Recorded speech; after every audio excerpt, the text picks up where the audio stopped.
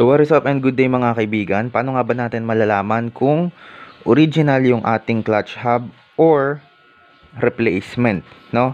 So may pinagkaiba pa rin po kasi talaga yung original at saka replacement na mga clutch hub, especially dun sa quality nila. So ako man mga kaibigan, aminado ako, gumagamit din po ako ng mga replacement na clutch hub. Nagtatagal din naman, pero alam ko sa sarili ko na ang mga original na clutch hub, mapaanong klaseng motor man yan, mas matibay at mas matibay pa rin ho talaga yung original na clutch hub. So bakit? Kasi po ang original na clutch hub mga kaibigan ay may halong iron or bakal, may halong bakal, hindi po siya purong aluminum kagaya nitong replacement na clutch hub. So papakita ko sa inyo.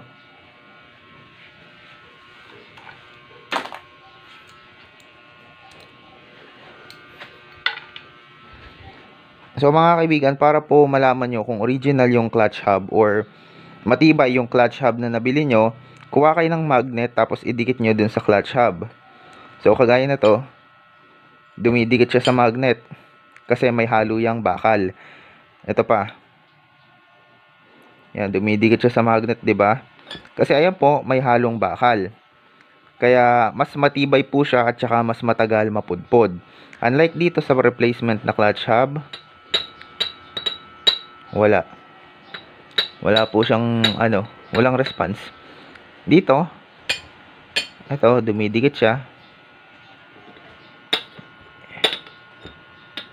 Dumidikit. May response. So, pag gaganyan po, sa madaling salita, meron po siyang halong bakal. Ito, walang halong bakal. Mas matibay at mas matagal mapudpod.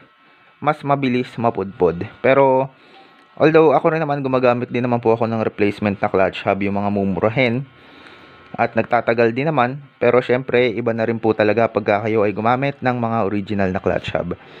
So, yan lang po. Maikling video lang ho to. Pinakita ko lang po sa inyo yung difference ng original at saka ng replacement na clutch hub. So, may pagkakaiba po yan at napakahalaga po na malaman ninyo kung ano yung pinagkaiba niyan. Para pag bibili kayo ng pyesa, alam nyo yung gagawin. Yun lang po. Maraming salamat. Sana po may natutunan kayo. Paalam.